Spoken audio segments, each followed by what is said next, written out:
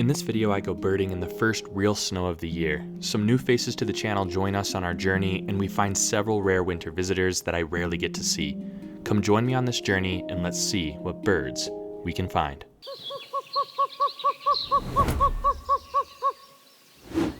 What's up, everybody? Back with another video today, and as you can see behind me, we've got our first snow, real snow of the year.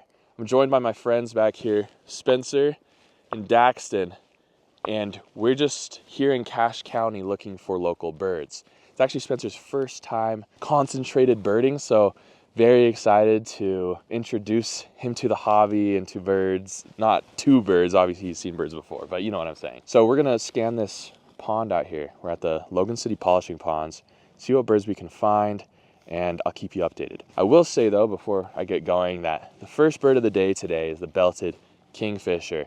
It was up on a telephone pole. I was taking video for my car, so it's a little bit warpy because of the heat of the car, but really good bird to start off the day with. And then over here on the polishing ponds, just to start out, we got some female buffleheads swimming across the water. And of course, those are absolutely gorgeous birds. So let's continue and see what birds we find here. The birds were understandably skittish due to it being the middle of duck hunting season here in Utah. A trio of Canada geese stood tall in the frozen water, a large flock of ducks feeding just behind them. A quarter mile away, a bald eagle perched on top of a telephone pole. Not a full adult yet, this young eagle surveyed the farmland below. Another raptor perched far away in a tree, a red-tailed hawk. Above it was a much smaller American kestrel. We scoped and scanned the ducks for some time. Feel free to pause the video and let me know what species you can pick out in the comments below. A female northern harrier whipped by us just above. You can tell it's a harrier usually by the white patch on its rump and its low flight looking down over a field. This bird's large size and brown body also set it apart as a female bird. All right, so we just finished up here at the polishing ponds and we saw some cool birds, a lot of cool ducks.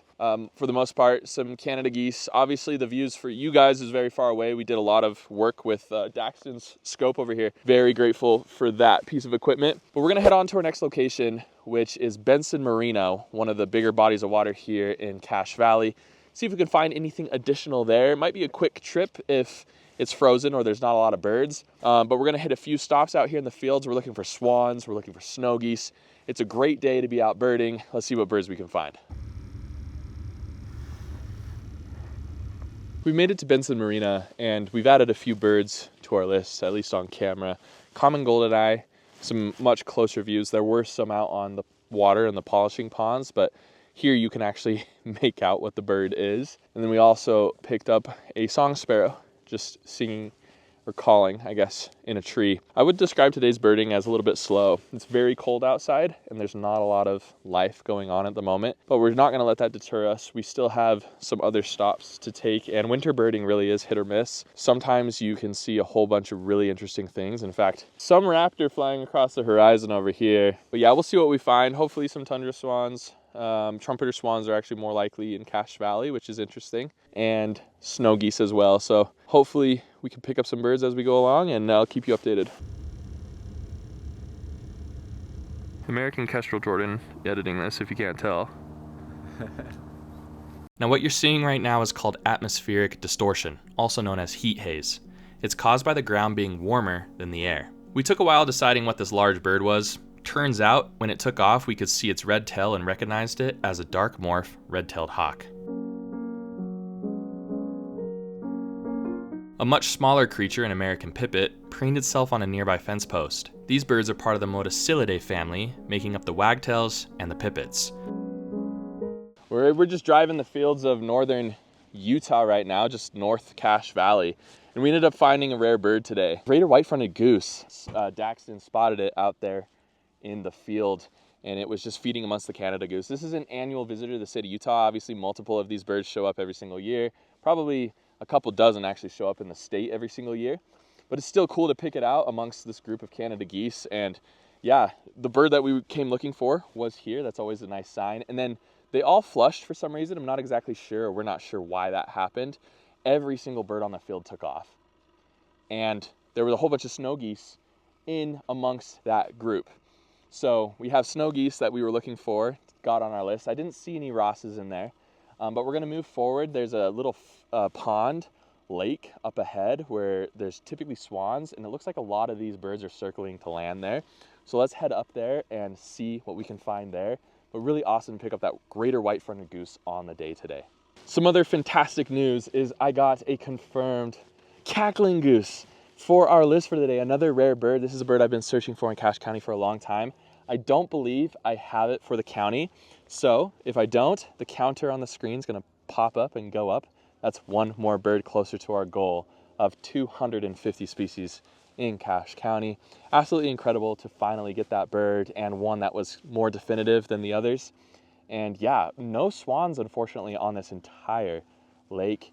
Very odd, but we did get a snow goose out in the water amongst all these hundreds of Canada geese. So we have that one little white speck out there, snow geese out in the water. Really cool species that only shows up in the winter time for the most part in the state of Utah. So a lot of cool birds today, and we're starting to pick up the pace here. I am running out of, time, I would say, for birding. I don't want to go birding all day. I mean, I do want to go birding all day long, but we are running out of time. So let's see what else we can find. We're going to hit one more bend around the corner just to see if there's some swans hanging out over there.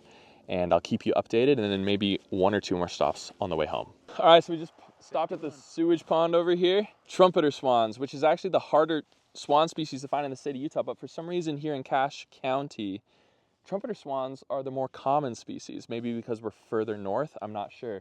But yeah, we got some trumpeter swans out here. Absolutely beautiful creatures just swimming through the water. It's kind of sketchy where we're parked. We're just off this really fast-paced road. So we're probably not going to stick around here too long, but we're hoping to maybe pick out maybe a couple tundra swans as well. Unfortunately though, these seem to be mostly trumpeter swans. Really awesome nonetheless. Let's see what other birds we can find today. We enjoyed our time observing the trumpeter swans a while longer. I mean, how can you not? These birds only visit for a couple weeks every single year, and I'll take all the time I need to observe these long-necked dinosaurs. Now, if you struggle to tell the difference between the tundra and the trumpeter swan, make sure you check out my ID guide over on the Learn channel. I'll link it below. We jumped back into the car and headed to our last hotspot of the day, First Dam. This little park very close to my home features a small pond as its main attraction. During the warmer months, it's typically pretty dead, but in the winter, some of the coolest species come to visit. The first bird that caught our eye was this female common merganser. Quick trivia for all of you. Is the common merganser technically a duck or something else? Let me know in the comments. One of the main spectacles of First Dam in the winter are these Barrow's golden eyes. They've been here every winter since I've been around, and it's one of the only consistent spots to see them in the entire state of Utah. Sitting just behind our goldeneye, tucked up against the shore, were a couple hooded mergansers, one of the most beautiful water birds that most non-birders overlook. What a lot of people don't know about these birds is that they are cavity nesters, meaning that if you live near water and you put up a nesting box in their breeding range, they may decide to move in. This is the second smallest merganser species out of 6 in the entire world. Does anyone know the first? I'll give you a hint. It's found in Eurasia. Put it in the comments below. Hooded merganser males are stunning with their contrasty white, black, and brown body, and the fan of feathers on top of their head. We had one last surprise, the American dipper. I was happy this one showed up because I got to tell Spencer all about this boring looking bird. Where the dipper really excels is in its behavior. This little gray bird will take on raging rivers head on by plunging into the depths to catch food. We got to see it swim around a bit for us too as it jumped in and out of the water. Such fascinating creatures, and it was the perfect end to our first day birding in Cache County of 2026. All right guys, great day of birding today. Spencer, it was your first time birding. First time. What'd you think about it? It was a really good day. That was a lot of fun. Yeah, I saw dozens of birds that I'd never had a name to before. So it was fun to ID birds for the first time. Yeah, it was fun. Is this something that you would do again? Yes. Awesome, very cool. And what was your favorite bird today? So we saw an American kestrel just on top of that tree over there, and that was really cool. Yeah, it was like super close. Yeah, I loved the texture on it. Very awesome. And Daxton, you've been birding for a little while. How was your experience today, and what was your favorite bird? Yeah, it was a really good day of birding, and kind of started off slow and then it picked up later, so that was nice to get some of our targets. And as far as my favorite bird of the day, hard to argue with the greater white-fronted goose. Yeah. So, very happy to see that, and didn't see one all of last year, so I was glad to see that. Let's go. As always, make sure you go check out Brad Ed Birding Learn, where I do educational content 1 time per week, and we talk about a whole bunch of different stuff to do with birds. It was incredible hanging out with these guys, and that's one of the best parts of birding, just getting out with your friends. If you'd like to support the channel, make sure you check out my merch and the membership program. Links will be in the description below.